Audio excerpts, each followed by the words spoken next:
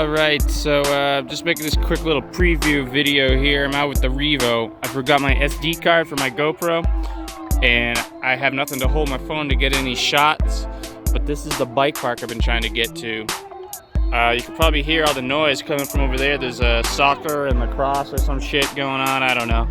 But there's no one here in the bike park, so I'm just hitting some jumps here. It's really nice. Just trying to get some clean lines. I don't want to tear these bike jumps up on the people because they always come here.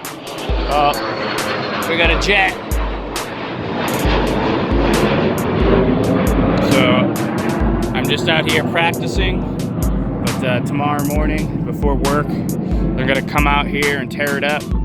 There won't be anybody here at the hour I come in before I go to work nice and early. So yeah, I just figured I'd make this quick little preview. See if I can do something one-handed here. Oh yeah, can't really drive one-handed, but yeah, I've been sending it. I got the new shocks in there, so these ends should be holding up real well.